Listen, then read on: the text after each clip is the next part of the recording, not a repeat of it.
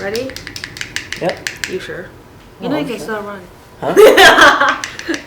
I'm just joking. Okay.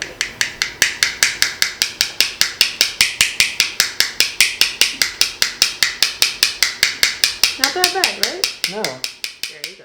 For a lot of diasporic people, the connection that we have to our culture is just the family that we have around us. Growing up, I always had a close connection to family. I miss the food and the people and the way that they laughed. So much of the way that I think and the way that I talk and the things that I enjoy, the food that I eat is influenced by my childhood and my family, as it is for everyone.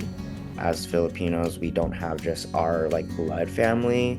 We also have my ninongs and my uncles and all my titas. Lola would cook and bake and tell us all the time, like a huge connection to the culture through the food. If you look up any recipe on Filipino food, it's big family meals that are meant to be shared. The seafood and just the different type of fruits that you can get some here, but somehow sometimes the taste is not the same. That's probably what I miss the most.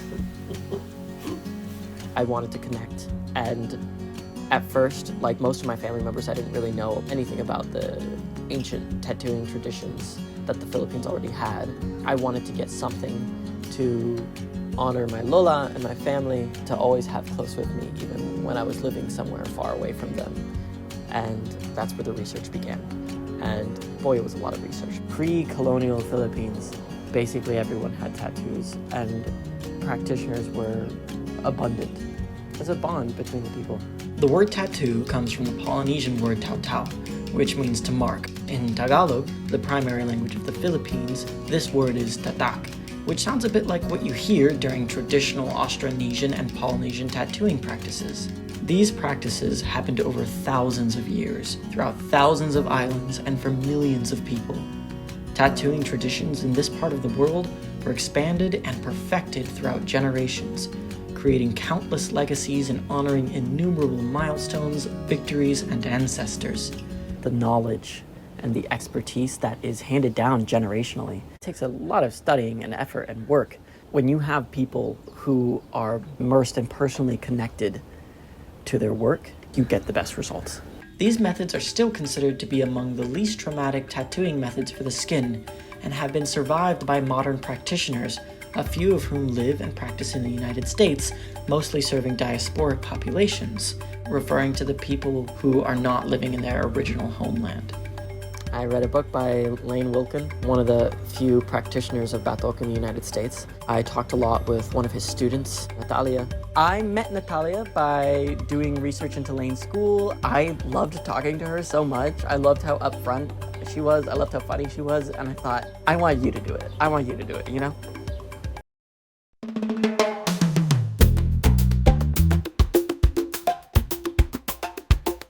I am Natalia Rojas. I am a traditional hand-tap tattoo practitioner for the diasporic communities of the Philippines. It was through a pop-up dinner that I was doing in Walnut Creek, California. Manong Lane Wilkin was part of the dinner table and we just had a conversation about it. I just started hosting him, and that's where I also got my first markings. It was something unexpected. I didn't ask him for it. It was a moment that he just said, like, are you ready? And of course, I didn't know what I was going to be ready for.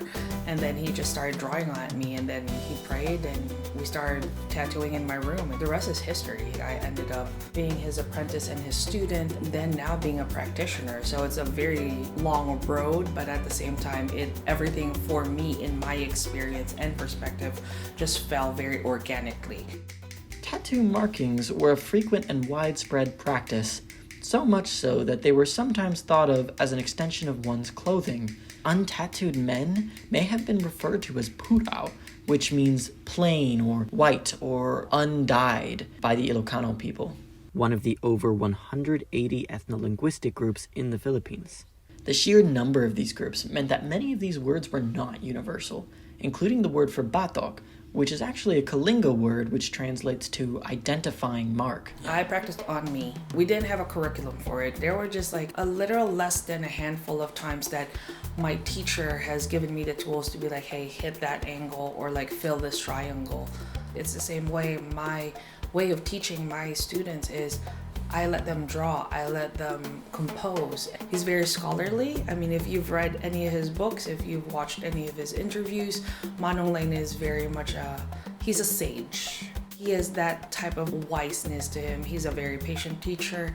He has given me a lot of opportunities, especially when we were traveling. At the time, it was like I was with him practically on a 24-hour basis and have the privilege to also live with him for almost 2 years. That is not a norm of today's society.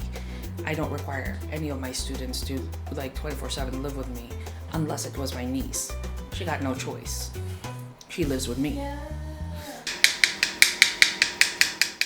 The tools that these practitioners made were precisely crafted and varied greatly in design and materials based on where in the Philippines they were. What tools do you use? The ones that hurt. Basically everything is made with organic materials. I use bamboo, bone. The only thing that is quote unquote not organic is my lashing, which are fishing line. And it's not something I can buy. Not even the materials itself can be just bought. The needles of these instruments were dipped into an ink which was usually made from soot and other mixtures and were held over the skin where the practitioner used a mallet called a tok-tok, which means to mark. When I make those tools, it gives you an insight into genius that our ancestors have. How did they do this fine without using power tools? The type of patience, the type of precision. When I'm creating that, it is such a beautiful moment to be able to have even a microscopic moment. Oh, my ancestors did this too. This is a visual language, and it's a language that not a lot of us are known anymore. The markings that the practitioners chose had to account for all kinds of factors aside from ancestral origin, including but not limited to gender, achievements, a desire for protection, and so much more. It is unique to this person's perspective and story and intention. You may have something similar to somebody else, whether it's like the layout of it, but it's mostly then you identify kinship with someone. They'll be like, oh, are you Ilocano? Are you Tagalog? Are you Cebuano? That's kinship with people and acknowledging that. We didn't have any IDs or whatsoever. These markings were the IDs. We don't need necessarily to speak the same language, but I can then tell you that where you're from, or at least what your family does, or at least a general area of who you are. This is not about the individual, it's about the collective. It's about the community. It's about who you belong to. It's never about you. In this modern world, there's a lot of Filipino American tattoo artists and machine artists that can do amazing work. Why go through this? There are people out there that also hand tap, but at the same time, it's a different modality. They didn't come from our school, and I don't shade any of those people. We are all on the same journey, so to speak, just trying to connect to something. And even with my own students, I always tell them it's like, we always have to have an open communication on what their intentions are in regards to this practice, because I hold this in such reverence. In all honesty, in the United States, there's 4 of us. That's it. Not having enough practitioners to even serve the diasporic community, it's really tough and it's really hard. There's 7,461 islands, that there's 185 ethno-linguistic groups, that once upon a time, each ethno-linguistic group, each barangay had their own practitioner. There's 4 of us who uses bone tools.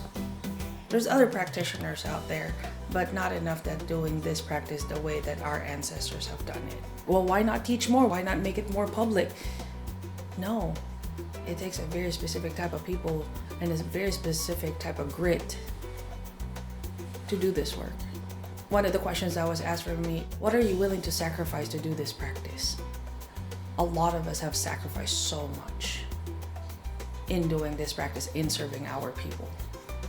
It's not as simple as like I open a book and I saw a pattern and I just slap it on someone. It's available out there, but in terms of the markings, if I don't know at least like the origins of why we put that there, then they're just triangles. I chose my students in a very specific way. There's no application form. It's not a Western institution. It's very different. I mean, at the end of the day, before my teacher let me do this work, or after he had given blessing to my other tattoo brothers, there's only him. Now there's 4 of us. That's already progress. And then each one of us like having also our own students, that's already progress. I trust the fact that if this needs to perpetuate, it will perpetuate. I have my other students that people know, and then they'll have their students. Like one of my students had a baby, and right now that kid had known nothing but the sound of the tools since they were 2 cells old. I'm a fairly simple person. I don't need to overcomplicate a cultural practice that I'm doing. It is just what it is. I'm just gonna quote one of my other mentors, Sua Isaiah Tuetu'u, that said, a Tongan practitioner that says, like, when you wear your traditional markings, you show the world that you're not fully colonized. You use these markings to navigate a Western world with ancestral wisdom. It's a living tradition. It has to adapt to the environment that it is in, because at the end of the day, we're still all descendants of these people. We all still come from a motherland. We are all entitled to have these. Family is important. I mean, that's where you come from. Spend time with your family. Talk to your elders. Talk to your cousins. Talk to your aunties. You'd be like, I never met my lolo. I'm like, I bet you someone's alive that met them. Talk to them. No fucking book will tell you what your history is better than your own family. Dig as much as you can. Document as much as you can. You're around them. If you have elders that you know they're gonna be joining the ancestral realm when you're with them, record their voices, record little videos of them. It doesn't matter if what they're talking has sense or not. That's still their story. So yeah. My name is Linaflor Pyne. I'm the grandmother of Chase Pyne. I am originally from the Philippines. I went to the States originally in 1965. I was born in Manapla, Negros Occidental. I flew in with another girl that is going to be working in the same hospital in Philadelphia. We went there via the Exchange Visitors Program for nursing. Our stay in the U.S. at that time was limited to 2 years. It was pretty exciting. It's a culture shock. We have really thick accents. Even though we speak English, sometimes they don't understand us or we don't understand them. It was an adjustment, but we made it. Despite their prominence in ancient Filipino culture, tattoos are far less common in the Philippines today and are often associated with military service or time spent in prison. Anyone that has tattoo, it's either they were in the service or they were in prison. As a child, kind of made you feel that you shouldn't or you should be afraid or be wary of people that have tattoos. So which is not true, but that was just the conception. This transition began with the arrival of the Spanish in the 1520s, who were seeking better access to the spice trade of the East Indies.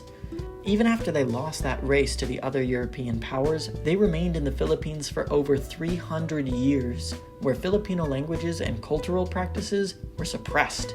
Weird, you think about like history of the Philippines and before the Spanish came, how like almost everybody had tattoos of some kind, and now it's a modern luxury. There are places where you can get them done cheaper, but if you want it to be done safe and if you want it done on a certain standard, you got to go to a professional, and it's super expensive. If you were really called to get cultural tattoos and you knew that that was something that you needed in your life, it would probably take a lot longer to save up for it, and therefore maybe the anticipation builds higher. The importance of it kind of increases too. Well, this is something that I'm investing in. I'm investing in my culture. I'm investing in myself. Spiritual practices, including the tattooing traditions that had been there for over a millennium, were violently punished as an affront to Spanish Catholicism in a desire to homogenize the Philippines for greater control. We speak, of course, our dialect in our home, but the school system from as early as I could remember, it's always taught in English.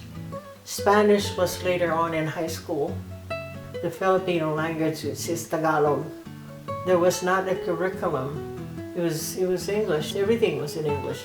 People of the Filipino diaspora, specifically living in America, have trouble with understanding / getting into, which particular cultures observe this folklore because of the intentional homogenization of the islands that currently make up the Philippines, which was named for King Philip of Spain.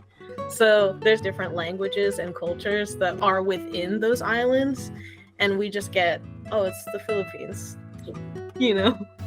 It's different because we're all kind of divided by different islands. Even in the island of Negros, there's two parts of Negros, Negros Oriental and Negros Occidental.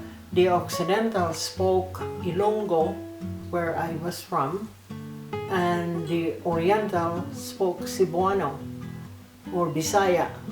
And then there's the national language. Throughout each generation under colonial rule, through unending sacrifice, many people in the Philippines remained steadfast, refusing to assimilate to continue honoring the practices that they had cultivated long before the islands ever had a name. Today, many Filipinos use tattoos as a way to honor their family and heritage, often blending traditional meanings with popular contemporary designs. Some of these are shown in artistic depictions of Babayan, the original script of Tagalog. My tattoo translates to Grosby, which is my mom's maiden name, so my grandfather's last name. When people first ask me about my tattoo, I see it as a moment to share about my grandpa because he was like my best friend.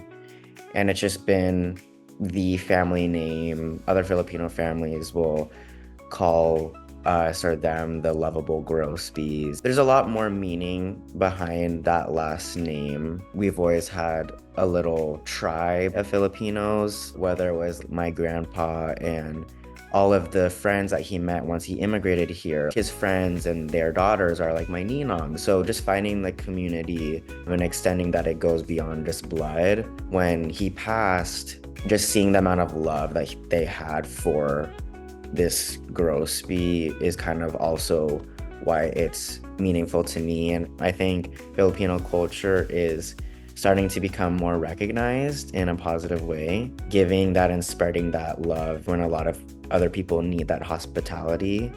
Other tattoos are inspired by characters and creatures from Filipino folklore. This is the first one that I ever got. It's a depiction of the Bakunawa from Filipino folklore. Bakunawa is famous for like trying to swallow all 7 phases of the moon or all 7 moons. Imagine if you saw the moon disappearing for the first time. Holy shit, whoever's doing that must be so strong and scary. And this one's the Minokawa, this giant bird creature that swallowed the sun. The placement was equally important, with each part of the body representing a different meaning or connection to the spirit. The left side of the body is considered feminine side and your right side is your masculine side. I do plan to get another Filipino tattoo, kind of an extension of this one, Babayan, divine feminine, and it kind of goes into this tattoo and then divine masculine. There's a lot of lore and stories about trans people in our culture. In being trans, I want to now incorporate something with not only my heritage but my identity. Morgan Hennessy was also the inspiration for the tattoo that I have. Babayan is the original script of the Philippines. I decided to look into some of the meaning of the symbols, get a little bit familiar with it and see if this is something that I would want to get for my Lola. I had my Lola's last name translated by somebody who knows the script very well, and it's just my Lola's original last name, Gases, in the script. Here you can see I've got the ga, s sound. I found Yelu through his Instagram. He did a lot of Filipino tattoos. He is Polynesian, but Seattle has a huge Filipino population, and there is a lot of shared heritage between Polynesians and Austronesians. It was actually a really valuable experience.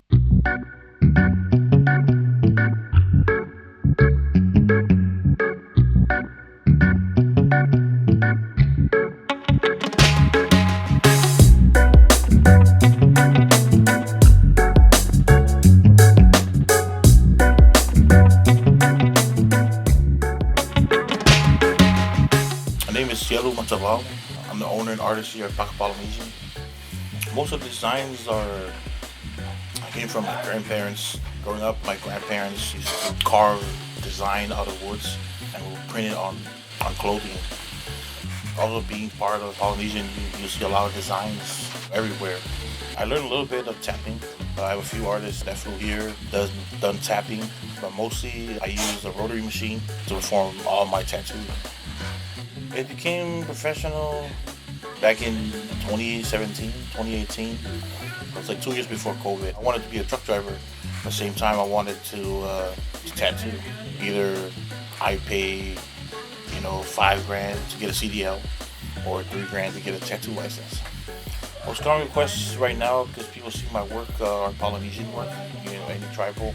About 65% of my clientele are Filipinos, so a lot of tattoos or requests that I get is Filipino tattoos.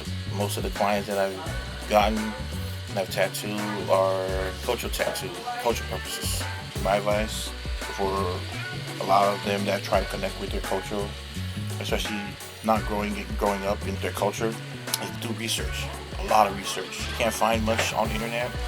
Ask around. Ask your aunties, your uncles, or if not, tattoo shops are the best way to find more about your culture. The common mistake I see a lot of people getting cultural tattoo is not understanding or getting something that is not their culture. A lot of them will do a little bit of research. A lot of them will see it and like, okay, I want to get that, and end up finding out later on that, oh, this means something, but doesn't really define the person that got the tattoo. 80% of the time, I've used my own designs. My goal when I first opened the shop, I wanted to bring in a lot of Polynesian artists from the street that are tattooing at home, bring them into one, and do everything together, especially here in Seattle. But my goal in the next couple of years to get bigger and then still try to bring a lot of artists here. It has changed a lot. We used to do stencil, stencil I did on a tattoo, we used to draw it. Now everything else, you can sketch it on your iPad and just print it.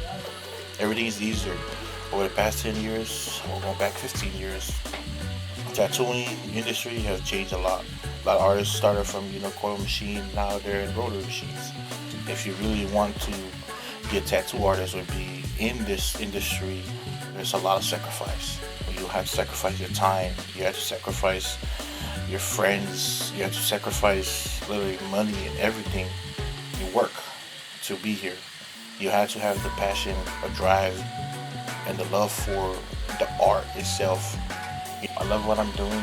I get to have time with my kids and my family, and also build a relationship, networking, with other artists from out of state. I'm always looking for artists that are open-minded. I've been tattooing for almost 10 years, or 10 years now. I'm still learning. For me to get better, I had to go into a shop. I had to learn from other artists that have more experience than me, challenge yourself, criticize yourself, allowing other artists to criticize your work. Because that's the only way you get better.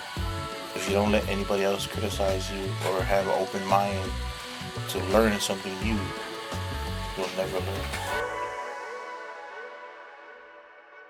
All of these tattoos, however, at their core, are donned to represent a connection to Filipino culture and spirit, not unlike the ancient practices they stemmed from. Something that was really beautiful about Yelu's shop was that everybody who worked there knew each other. They were friends and they laughed and joked with each other. It's a community.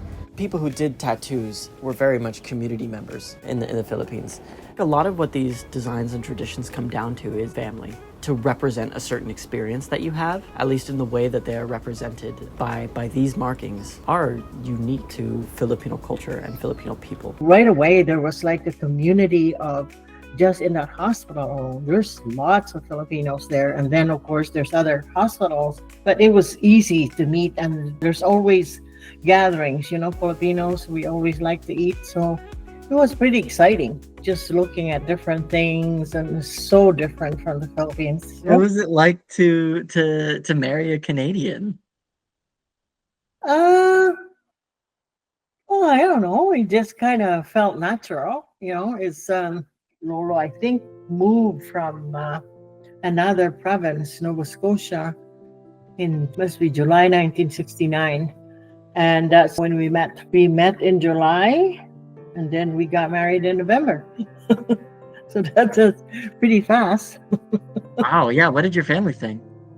Well, I wrote to my dad, but he was really not in favor of it. He felt the divorce is very most likely, because of what you hear. In the Philippines, you're like you're married forever, whether you want to or not.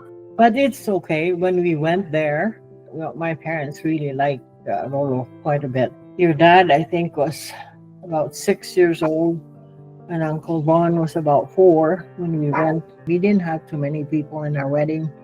We didn't have any money to spend anyway, so it was a good idea that we have a really tiny wedding. We had no family, we had no one, so it was really hard to have children and go to work and find a reliable babysitter. It was very, very tough.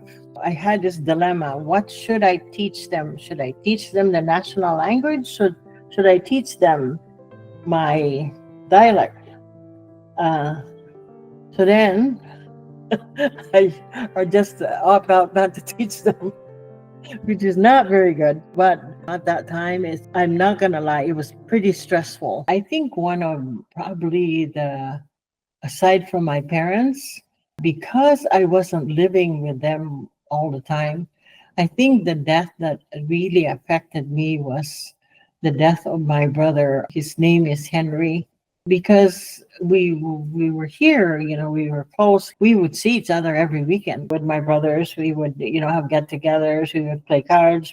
He was just full of life, and he was so good to our parents. He was really able to help a lot. It still affects me when I talk about him, but boy, he waited for me, Chase, before he died. He knew he was gonna die. So he called me. He said, "It's not good." That's all he said. I said, "I'll be there." He wanted to have a toast for all of us. I said, I'm gonna sit here. I'm not gonna sleep. So I stayed with him, and then he kind of just slipped into a coma. I was really touched because I held him when he died. He died in my arms, just like my mom died in my arms. It was sad, but I was glad that I was there. Nice when you die with someone that really loves you. But that's life, you have to deal with it. But that was I think, one of the toughest death that I have encountered, is death. It was just, because to me, he was so young, And I just felt that if he had better medical care, he would not have died. But that's life. But now, there's so many glorious things happening too. Like, I couldn't believe that I even would be alive for having great grandchildren, So, and they were just here the other day. They're so cute, the 2 girls. So that's how it is. I feel like one thing that I carry is finding laughter in almost any situation I'm in. There's like a lot of comedy in some tragedy. I think that being able to roll with punches and finding happiness in adversity is resilience. Each of these tattoos is a story, a language that expresses wisdom, history, and identity, linking generations who are separated by oceans. They remind us that the heritage carried by all immigrants is rich with wisdom, resilient by nature. It's people like that forge and maintain community. And I'm just like here enjoying it, Now, I can kind of look in the mirror, and although, I've always seen my family in me, I feel like by taking this extra step, it's kind of allowed that to go even further. It's home in the deepest sense of the word.